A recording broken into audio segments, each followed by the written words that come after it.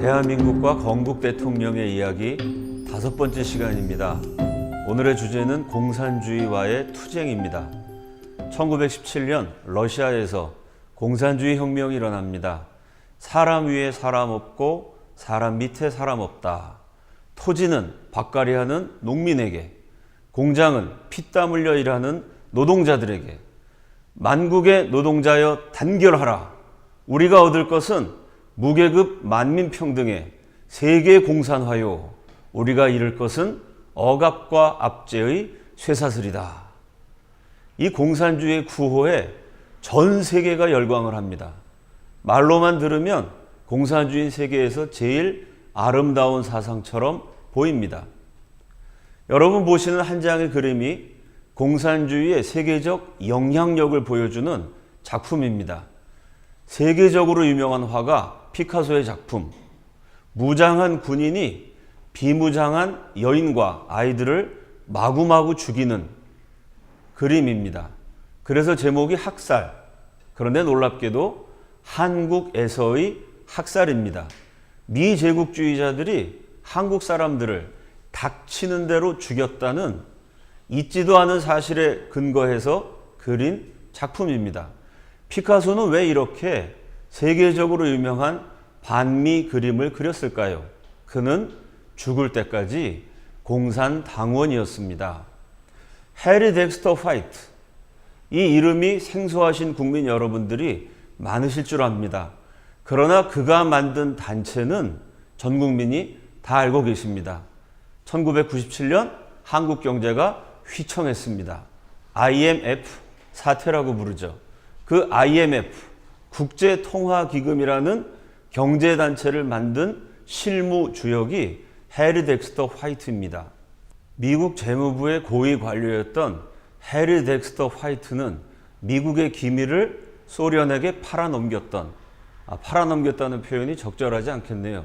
돈 받지도 않고 스스로 넘겼던 자발적인 간첩이었습니다. 엘저히스, 역시 미국 국무부의 고위 관료, 그가 실무를 맡아서 만든 단체가 국제연합, 곧 유엔입니다. 그 사람도 역시 미국의 기밀을 소련에게 넘겼던 자발적인 간첩이었습니다. 피카소 같은 세계적인 화가, IMF를 만든 경제 지도자 해리 덱스터 화이트, 유엔을 만든 실무자, 국무부 고위 관료였던 엘저히스, 이 사람들이 모두 공산주의자였고 공산주의를 위한 자발적인 간첩이었습니다. 이렇게 전 세계가 공산주의에 열광했고 특히 지식인들이 공산주의 혁명의 갈채를 보내고 있을 때 1917년 혁명이 일어나고 불과 열흘 만에 공산주의의 멸망을 예언했던 사람이 있습니다. 공산주의는 반드시 망한다. 인류 최초의 방공연설, 공산주의 멸망을 예언했던 사람이 식민지 조선의 독립투사였던 이승만이었습니다. 이승만이 이렇게 예언을 했습니다. 인간에게는 자유롭고자 하는 본성이 있다. 그런데 공산주의는 그 인간의 기본적이고 원초적인 본성, 신이 인간에게 부여한 고귀한 자유를 박탈하기 때문에 결국은 멸망할 수밖에 없다. 이것이 공산주의 멸망을 예언한 이승만의 논리였습니다. 북한 정권이 해마다 1월 1일이 되면 신년사라는 것을 발표합니다. 김일성, 김정일, 김정은 3대 세습 정권 70년에 걸쳐서 매해 신년사마다 빠지지 않고 되풀이되었던 내용이 있습니다. 당이 생각하는 대로 생각하고, 당이 결정하는 대로 결정하고, 당이 행동하는 대로 행동하자. 바로 이것이 공산주의입니다. 내가 서울에서 살지 인천에서 살지, 내가 A라는 직업을 택할지 B라는 대업을 택할지 내가 결정하면 자유민주주의입니다. 그게 아니고 동무는 서울에서 사시오, 인천에서 사시오, 당의 명령을 받들어 이런 일을 하시오. 당이 결정하는 대로 결정하고 당이 행동하는 대로 행동하는 곳. 그래서 개인의 자유가 존중되지 않는 곳이 공산주의입니다. 자유를 빼앗기 때문에 필연적으로 공산주의는 멸망할 수밖에 없다고 이승만은 통찰했습니다. 이승만 박사가 그 말씀을 하시고 정확하게 100년이 지났습니다. 2017년 오늘 저는 이 나라 건국 대통령의 예언이 얼마나 정확한지를 거의 매주일 확인합니다. 제가 북한에서 고생하던 탈북자들, 우리 동포들 구출하고 한국에 잘 정착하도록 섬기는 일을 합니다. 탈북 동포들 한 10분 만나서 제가 물어봅니다. 북한 와서 살다가 남한 와서 사니까 뭐가 제일 좋습니까? 10분에게 물어보면 8분, 9분이 약속이나 한 듯이 똑같이 대답합니다. 자유가 제일 좋습니다. 북한에는 자유가 없었는데 남한에 오니까 자유가 있어서 제일 좋습니다. 이승만 박사의 지적이 100년이 지난 오늘 확인해 봐도 정말 정확하다는 것을 알 수 있습니다. 그러면 또 제가 그분들에게 질문합니다. 자유에도 종류가 참 많죠? 언론, 출판, 집회, 결사의 자유, 종교의 자유, 여행, 이동의 자유, 수많은 종류의 자유 가운데 어떤 자유가 제일 좋으십니까? 물어보면 10분 가운데 또 8분, 9분이 이렇게 대답합니다. 은행에서 돈 찾는 자유가 제일 좋습니다. 우리 대한민국 국민들은 그 얘기가 잘 이해가 안 됩니다. 은행에 예금해 놓은 내 돈, 그걸 찾는 것은 당연한 일이지 자유라고 생각하지 않습니다. 그게 당연한 일이 된 것은 건국 대통령 이승만 박사가 자유민주주의라는 아주 탁월한 체제를 선택했기 때문입니다. 은행에 들어간 내 돈을 내가 찾는 거 자유민주주의 체제에서는 당연합니다. 그러나 공산주의 북한에서는 당이 결정하는 대로 결정하는 겁니다. 당이 찾으라 그래야 찾는 거지 내 마음대로 찾는 게 아닙니다. 은행에 들어간 내 돈 찾기 위해서 당 간부들에게 돈 바쳐야 합니다. 실제로 몸을 바쳤다는 동포들도 있습니다. 은행에 들어간 내 돈 찾느라고 그 고생을 하다가 대한민국 와서요. 카드만 집어넣으면 돈이 튀어나옵니다. 얼마나 참 탈북 동포들에게는 감격적이고 감사한 일인지 모릅니다. 저희 단체 어느 동포에게 제가 돈 찾아오라고 부탁을 한 적이 있습니다. 은행이 바로 사무실 옆이기 때문에 한 2, 3분이면 와야 되는데 30분 지나도 안 옵니다. 이분이 남한에서 잘 모르셔갖고 길을 잃어버리신 거 아닌가 걱정을 하고 있는데 늦지막하게 들어오셨어요. 얼굴이 싱글벙글 웃습니다. 제가 질문했습니다. 돈 찾는데 왜 이렇게 오래 걸렸어요? 이분의 대답, 은행에서 돈 찾을 때마다 그렇게 행복하대요. 북한에서 은행에 돈 맡겨봤자 그거 언제 뺏길지 모릅니다. 김정일이가 죽기 전에 마지막 저지른 악행, 화폐 개혁이란 거 해가지고요. 은행에 넣어둔 북한 동포들의 돈을 모두 휴지 조각으로 만들었어요. 그 돈 때문에 고생하다가 남한 와서 쉽게 찾으니 그 행복이 너무 기쁩니다. 그런데 30만 원을 찾는데 카드를 넣고 찾으실 금액 30만 원 이렇게 누르면 30만 원이 한꺼번에 나와서 행복한 순간이 너무 짧아요. 그 행복을 오래 누리고 싶어서 카드를 넣고 찾으실 금액 10,000원. 10,000원 나오면 보고 내가 좋은 나라 왔구나. 다시 또 카드를 넣습니다. 찾으실 금액 10,000원. 30만 원을 30번에 걸쳐서 나눠 찾느라고 그렇게 시간이 걸렸답니다. 자유라는 것이 사람을 기쁘게 하고 행복하게 한다는 것, 인간 생존의 기본 조건이라는 것을 확인할 수 있는 대목입니다. 1917년에 공산주의 멸망한다는 예언을 했습니다. 그런데 임시정부에 자꾸 공산주의자들이 끼어듭니다. 그들을 정리하기 위해서 1923년 임시정부 대통령이었던 이승만이 공산당의 당부당, 공산당이라는 것이 정당한가 부당한가라는 제목으로 논문을 씁니다. 모든 부자의 돈을 합하여다가 나누어 가지고 살게 하면 이게 공산주의죠. 부자들 돈을 다 뺏어가지고 공평하게 나눈다. 말로는 그렇게 합니다. 기업가들의 경쟁이 없어지고 상업과 공업의 발달이 되기 어려우리니 사람의 지혜가 막히고 모든 기기묘묘한 기계와 연장이 다 스스로 폐기되어 지금의 이용 후생하던 모든 물건이 다 더 진보되지 못하며 물질적 계명이 중지될지라. 공산주의 하면은 열심히 일한 사람이나 일하지 않은 사람이나 똑같이 나눠줍니다. 그러면 누가 열심히 일하겠어요? 노력하지 않기 때문에 물질적 계명이 중지될지라. 원시적인 사회가 되고 만다. 공산주의 사회에서는 기술 발전이 일어나지 않는다 라고 1923년에 공산당의 당부당이라는 글에서 분명히 밝혔습니다. 그런데 이승만이 이 글을 쓰고 66년이 지난 1989년 소련 공산당의 마지막 전당대회가 열립니다. 그곳에서 공산주의 종주국 소련의 마지막 최고 지도자 고르바초프가 탄식을 합니다. 자본주의 국가는 놀랍게 기술이 발전했는데 우리 공산주의 소련은 기술 발전이 너무나 정체됐다. 기술 발전이 안 돼서 공산주의가 멸망할 수밖에 없다는 공산주의 종주국 최고 지도자들의 마치 공산주의의 유언 같은 탄식입니다.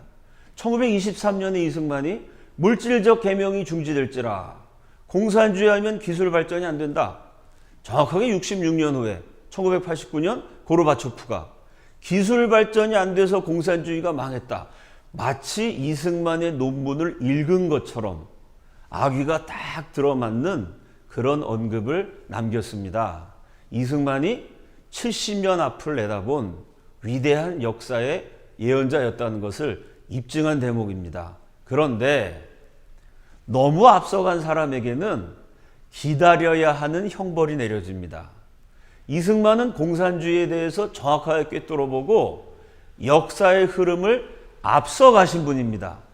그러나 미국은 이승만만큼 앞서가지 못했어요. 결국 이승만에게 기다려야 하는 형벌이 내립니다. 미국의 정책은 친공이었습니다. 자본주의 미국과 공산주의 소련이 동맹이었습니다. 두 나라가 동맹을 맺어서 소련과 일본을 물리친 전쟁이 제2차 세계대전이죠. 그 세계적인 전쟁에서 혈맹이 되고 전우가 되어서 함께 피 흘렸던 동지적인 관계였습니다.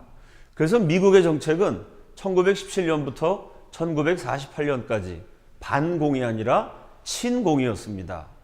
그 미군이 해방을 막고 서울에 들어옵니다. 그 미국이 대한민국 정부 수립의 후견인 역할을 하죠.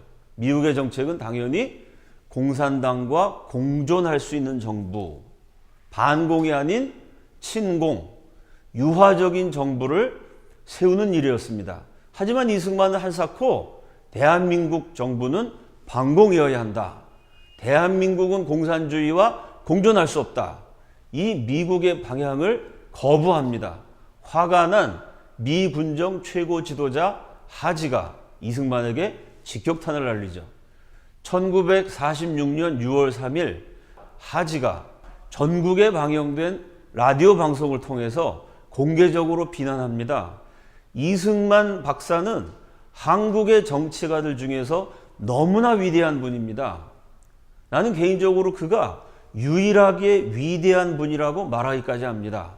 이렇게 하디가 이승만을 높게 평가했어요. 그러나 거기 단서 하나 답니다. 그런데 그 위대한 이승만이 공산주의에 대한 공격을 멈추지 않는 한 그는 새로 수립되는 대한민국 정부에서 어떠한 자리도 차지하지 못할 것입니다. 다 좋은데 정말 탁월하고 위대한 사람이라는 것 내가 만나보고 대화해보고 겪어봐서 아는데 단 한 가지, 미국의 친구인 공산주의를 그토록 비난하기 때문에 이승만이 반공정책을 포기하지 않는 한 대통령은커녕 대한민국 정부에 어떠한 자리도 차지할 수 없다는 공개적인 엄포입니다. 이승만 박사가 굴하지 않습니다. 5천년 자주독립국인데 비록 약소국이지만 이제 갓 식민지에서 해방되었지만 대한민국은 국민을 보호하기 위해서 반공으로 가야 된다. 강대국 미국과 한치의 물러섬도 없이 팽팽하게 맞섭니다. 하지가 얼마나 열받았겠어요. 각종 조치로 이승만을 탄압을 하죠. 가택연금, 사실은 이승만을 붙잡아다 감옥에 집어넣고 싶었는데 임시정부 대통령의 전 국민이 존경했던 독립투사를요 투옥시켰다가는 한국인들이 폭동을 일으킬 수도 있습니다. 감옥에 못 집어넣는 대신 이승만 박사의 집을 감옥으로 만들었어요. 집 밖에서 한 발자국도 못 나오게 합니다. 이승만에게 전달되는 모든 우편물을 차단하죠. 전화선을 끊어버립니다. 72세의 민족 지도자를 감금해 놓고 27살짜리 미군 대위가 권총을 흔들면서 협박을 합니다. 닥터 승만 리, 워싱턴에서 전보가 왔는데 말 안 듣는 놈은 쏴 죽여도 된답니다. 이승만 너 자꾸 말 안 들으면 쏴 죽일 수도 있다. 실제로 미군이 이렇게 이승만을 협박을 합니다. 그 협박에 굴하지 않고 이승만이 끝까지 미국과 싸우죠. 이승만의 투쟁 대상은 미국만이 아니었습니다. 그 당시 대한민국에 공산주의를 지향했던 남로당, 공산주의 전위 정당이 있었습니다. 남로당을 비롯한 좌익들이 이승만을 암살하기 위해서 여러 번 시도합니다. 총을 쏘기도 하고 이승만 박사의 자택에 폭탄을 설치하기도 합니다. 그 숱한 암살의 위기를 넘기고 살아남았다는 것, 기독교적으로 이야기하면 하나님의 보호하심이고 우리 국민들의 일반적인 용어로 표현하면 하늘의 도우심이 아닐 수 없습니다. 전 세계 언론은 반공주의자 이승만을 전쟁광, 수구꼴통, 극우 세력 이런 식으로 주홍 글씨를 달아서 비난을 퍼부었습니다. 그런데 이렇게 이승만이 미국과 남로당과 소위 진보적이라는 세계의 언론들과 싸우고 있는 사이에 국제 정세가 희한하게 흘러갑니다. 예를 들어보죠. 자, 식민지에서 독립한 나라, 압제에서 해방된 나라들이 새로 정부를 구성합니다. 선거를 하는데 정치인 A 이렇게 연설을 해요. 좌파냐 우파냐 그거 너무 따지지 말자. 사람마다 성격이 다르듯이 정치 노선도 얼마든지 다를 수 있다. 중요한 거는 모두가 힘을 합쳐서 좋은 나라 세우는 거니까 좌우 너무 가르지 말고 합작을 해서 좋은 정부를 세우자. 좌우 합작론이 A입니다. B는 이승만 같은 반공투사죠. 당신의 아들이 공산주의자면 부모 자식의 인연을 끊어라. 당신의 형제가 공산주의자면 그 형제 때문에 집안이 망하고 나라도 망하게 된다. 이런 사람이 B입니다. 여러분 국민들이 듣기에 A가 좋을까요? B가 좋을까요? 이게 무슨 공산주의자라고 부모 자식의 인연을 끊어라. 형제도 아니다. 너무 살벌하고 과격하게 느껴집니다. 어느 나라나 좌우 합작론이 인기가 있었어요. 국민들이 좌우 합작론 주장하는 사람들을 지도자로 선출합니다. 그래서 좌우 합작 정부가 만들어지는데 이상한 일이 계속해서 일어나요. 좌우 합작에서 얼마 지나지 않아 우가 소멸됩니다. 우파의 지도자들이 의문의 교통사고를 당해요. 갑자기 암살당합니다. 실종되어서 사라지거나 무슨 이유인지 모르게 정치계에서 은퇴해버립니다. 국민들은 좌우 합작 정부를 만들어줬는데 시간이 지나면서 우가 없어지고 좌파 연립정부가 됩니다. 좌파 안에도 파벌과 노선이 다양하죠. 진보주의자, 사회주의자, 수정된 공산주의자, 공산주의자 안에서도요, 소련파, 소련을 중심으로 하는 소련파 공산주의자가 있고, 자기 민족, 자기 고유의 특성을 강조하는 국내파, 민족적 공산주의자가 있습니다. 좌우 합작이 좌파 연립이 됐는데, 그 다음에 또 똑같은 일이 반복이 됩니다. 소련파를 제외한 나머지 지도자들이 교통사고를 당하고 실종되고 암살을 당하고 정계에서 은퇴해버립니다. 결국 누구만 남냐면 소련의 지령을 받는 소련파 공산주의자들만 남아서 결국은 소련의 꼭두각시 국가가 되고 위성국이 되고 무서운 독재를 실시합니다. 북한의 경우를 예를 들어보죠. 소련군이 평양에 진주했을 때 장교가 이런 기록을 남겼어요. 평양은 조만식 판이었다. 그 당시 평양에서 가장 존경받았던 북한 전체를 대표할 수 있는 지도자는 좌파가 아니었습니다. 우파 기독교 민족주의자였던 조만식 선생이었습니다. 또 조만식 선생 다음 정도로 영향력 있었다고 평가할 수 있는 인물이 현준혁 국내파 공산주의자입니다. 조선이 배출한 가장 뛰어난 공산주의 이론가 가운데 한 사람이고요. 이 사람 공산주의자였지만 조만식 선생을 깍듯이 존경했고 예의를 갖췄던 인물이었습니다. 그리고 세 번째가 이제 소련이 앞세워서 들어온 젊은 대위 김일성이었습니다. 그런데 결과는 어떻게 됐을까요? 가장 유력했던 조만식 선생 언제 어떻게 사라졌는지도 모르게 호텔에서 마지막 만남을 가진 것이 최후의 장면이었습니다. 실종되어 버렸습니다. 현준혁 암살당했습니다. 우파 실종됐고 국내파 공산주의자 암살당했고 마지막에는 소련파 공산주의자 김일성이 집권합니다. 아들 김정일, 손자 김정은까지 3대 70년에 걸친 세습 왕조를 구축합니다. 전 세계 수많은 나라가 공산화됐습니다. 그런데 그 공산화 과정을 살펴보면요. 공산주의자가 다수였기 때문에 공산화된 사례는 단 한 건도 없습니다. 처음부터 공산당 단독 정권으로 집권했던 사례도 단 한 번도 없습니다. 좌우 합작해서 우파 지도자를 다 제거합니다. 좌파 연립이 된 다음에 소련파를 제외한 나머지 지도자들을 또 제거합니다. 결국은 소련의 지배를 받는 공산 독재 국가가 되는 것입니다. 전 세계가 붉게 물들어요. 친공 정책을 폈던 미국이 당황하게 됩니다. 1947년 3월 12일 트루만 대통령이 드디어 결단을 내립니다. 그 유명한 트루만 독트린이죠. 트루만 독트린은 강대국 미국의 외교 정책을 손바닥 뒤집듯이 180도 정반대로 바꾼 대단한 결단입니다. 이제까지 미국의 친구였던 소련은 이제 미국의 적이다. 미국의 정책이 친공에서 반공으로 바뀝니다. 이 트루만 대통령 이후로 미국이 40년 반공 정책을 추진했고 마침내 공산주의는 종주국 소련의 멸망을 필두로 해서 역사의 뒤안길로 사라지게 됩니다. 오늘날 트루만 대통령은 트루만 독트린은 공산주의를 붕괴시킨 위대한 인물이요 위대한 결단으로 평가받고 있습니다. 이렇게 미국의 정책이 친공에서 반공으로 바뀌면서 이승만에 대한 미국의 태도도 정반대로 뒤집어지게 됩니다. 이승만 노선이 맞다. 대한민국은 반공 정권으로 수립되어야 한다. 결국 미국이 이승만을 지원해서 대한민국은 반공 국가로 탄생하게 됩니다. 자, 여러분께 보여드리는 한 장의 지도.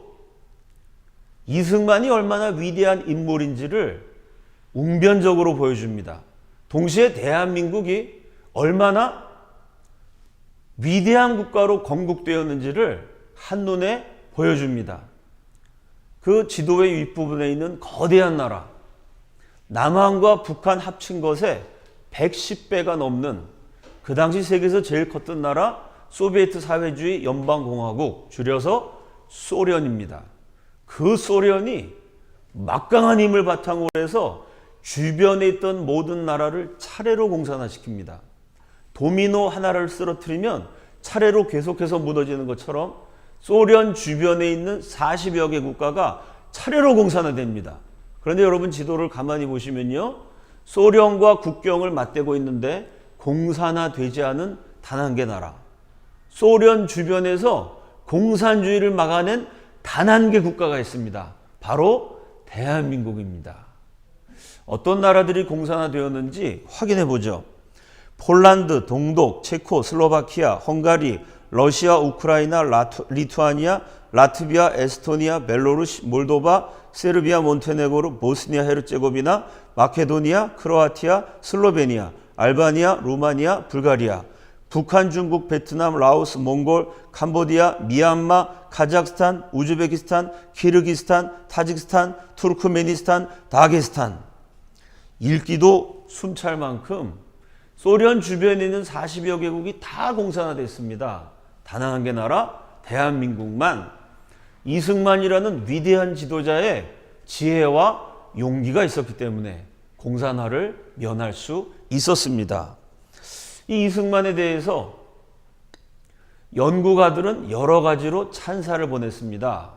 김광동 박사가 이렇게 얘기했습니다. 당시 상황에서 공산화란 쓰나미 같은 것이었다.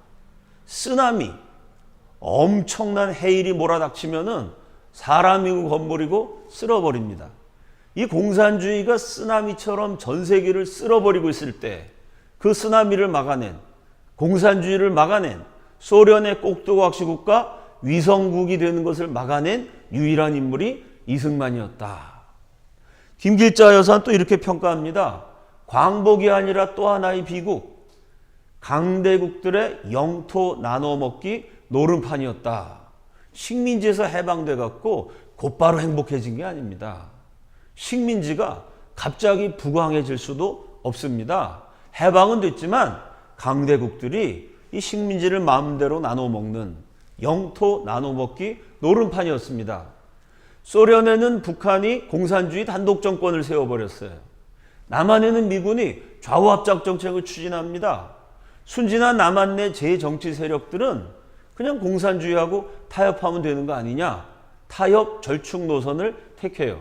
소련과 싸우고 미국과 싸우고 국내의 타협파들과 싸워서 대한민국을 반공국가 자유민주주의 체제로 건국한 이승만의 투쟁은 전 세계와 맞서 싸운 1인 혈투였다.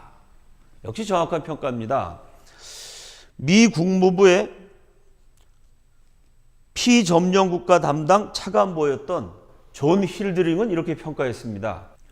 이승만은 강대국 소련에 대한 미국의 편법적인 태도를 버리겠다. 소련은 강대국이니까 웬만하면 부딪히지 말고 공산주의자들이 나쁜 짓 좀 하지만 그냥 눈 감아주고 사이좋게 지내는 게 좋다.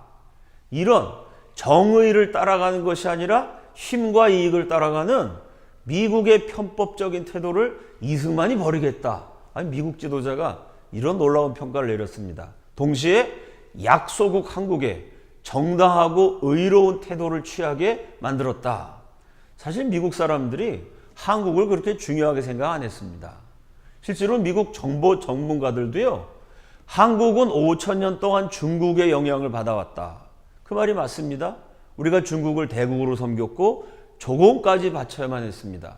모든 문물을 중국을 통해서 수입을 했죠. 한국은 이렇게 중국 영향을 오래 받았기 때문에 중국이 공산화되면 한국도 따라갈 수밖에 없다. 이런 식으로 한국에 대해서는 특별한 관심과 애정이 없었는데 이승만이 그걸 바꿔서 약소국이지만 한국에 정당하고 의로운 태도를 취하게 만들었다는 것이죠. 이승만은 미국을 설득해서 한국 편으로 만들었다. 그것은 위대한 십자군 운동이었다. 미 국무부의 고위 관료가 전 세계 식민지 출신 국가, 강대국에게 점령당했던 피점령 국가의 운명을 결정하는 고위 관료가 이승만에 대해서 이렇게 격찬을 했습니다. 대한민국 좌파들이, 종북 세력들이 이승만을 깎아내립니다. 미제국주의 앞잡이라 그럽니다. 천만의 말씀입니다. 여러분, 미국은요 1947년부터 반공정책했습니다. 이승만은 1917년부터 반공을 부르짖었어요. 그것 때문에 미국의 탄압도 받고 박해도 받았습니다. 그런데 결국 미국과 이승만이 동맹관계를 맺습니다. 여러분, 이게 미국의 앞잡이인가요? 미국보다 30년 앞서갔는데 어떻게 미국의 앞잡이가 되겠어요? 앞선이라고 말하면 맞습니다.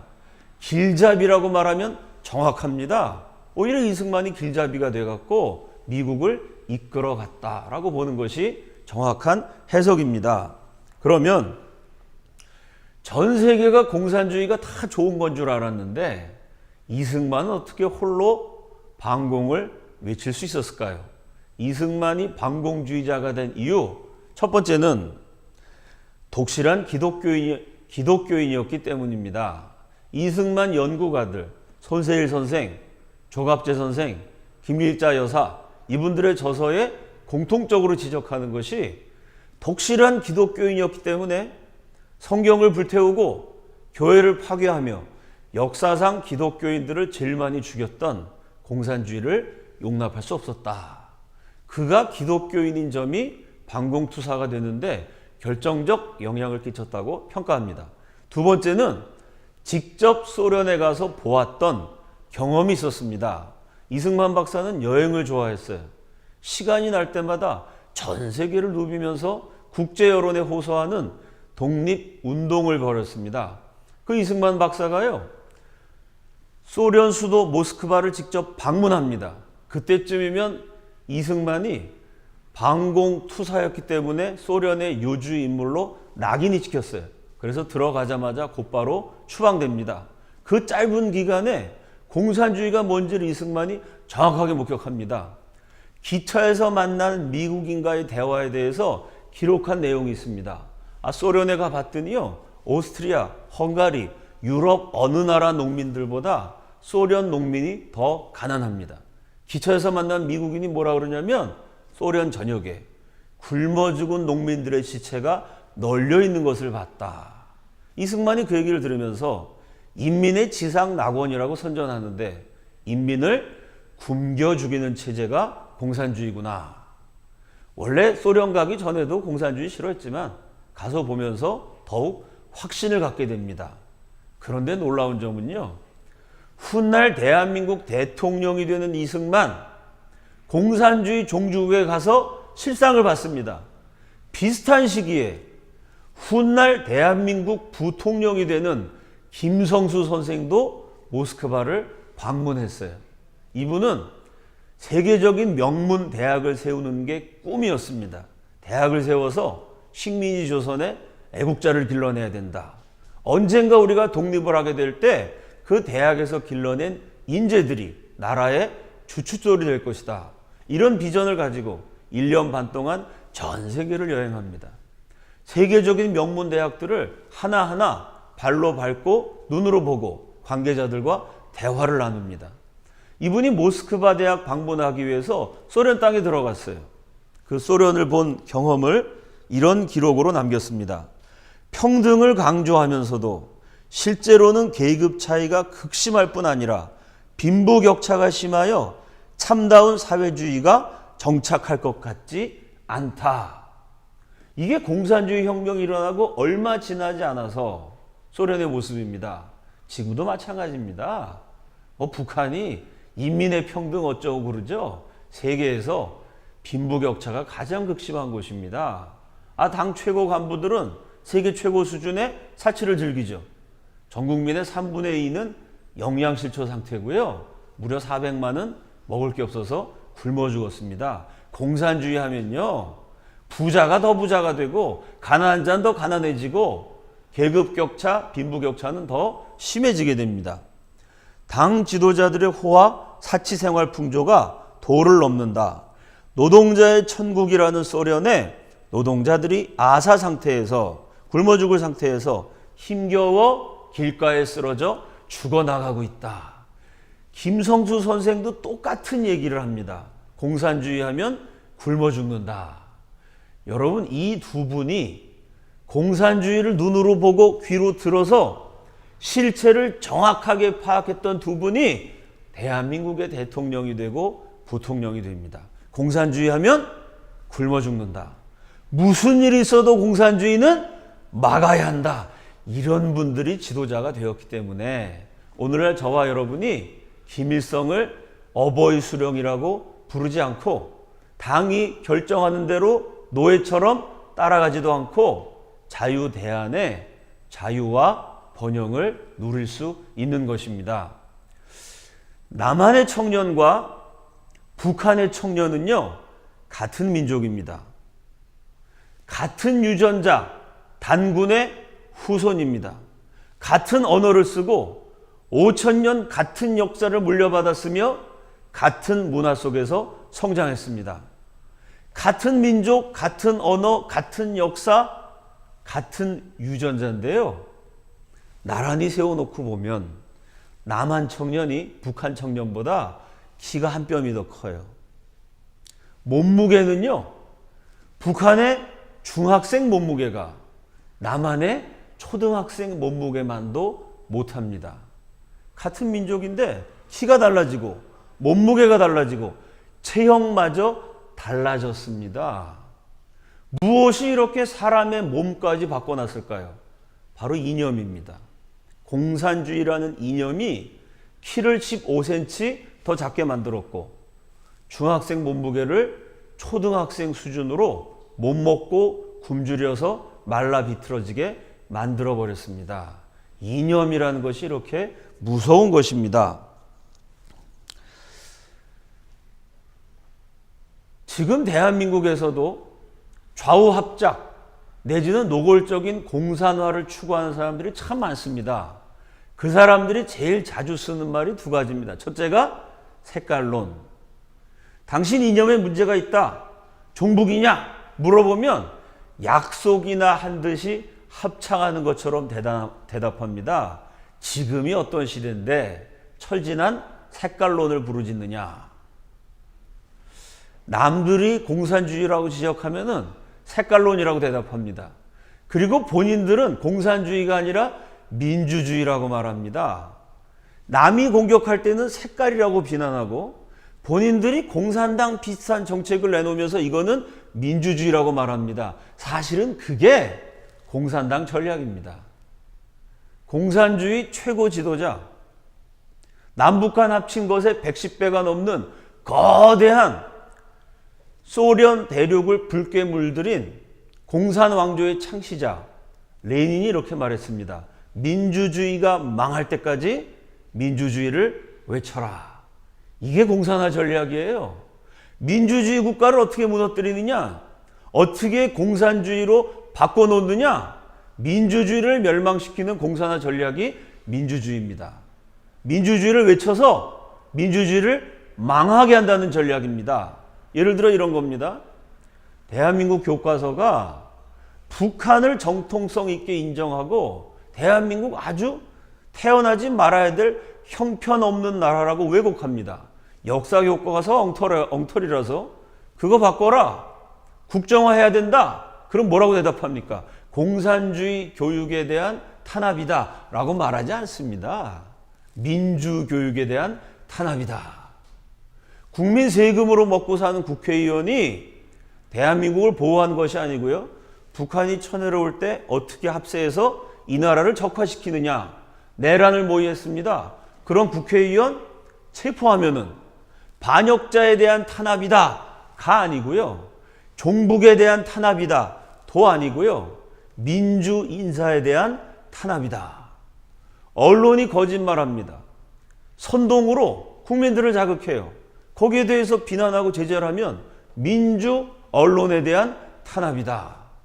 공산주의 비슷한 교육을 하는 걸 막으려고 그러면 민주 교육에 대한 탄압. 공산화 혁명 모의한 사람 감옥에 가두면 민주 투사에 대한 탄압.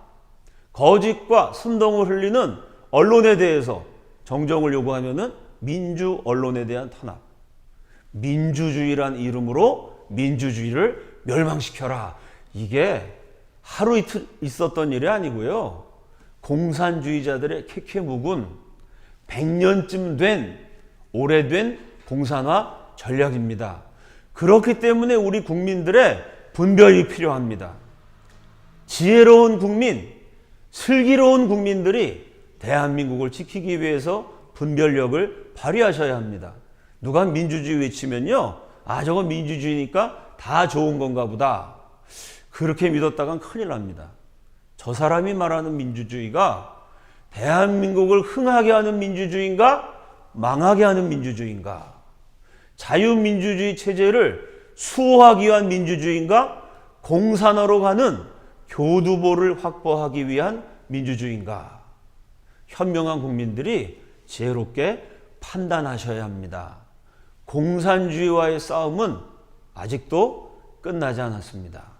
전 세계에서 유일하게 공산화를 막아내었던 대한민국의 자랑스러운 건국사, 세계 유일의 소련의 위성국화를 막아낸, 미국으로 하여금 한국의 정당하고 의로운 태도를 취하도록 설득해낸 위대한 건국의 아버지 이승만, 대한민국의 역사와 건국 대통령의 업적을 기억하면서 마지막 남아있는 이념으로 말미암은 분단국가 대한민국에서 이 공산주의와의 최후 싸움에서 승리하는 지혜로운 국민들이 다 되시기를 기원하면서 오늘 강의를 마치겠습니다. 감사합니다.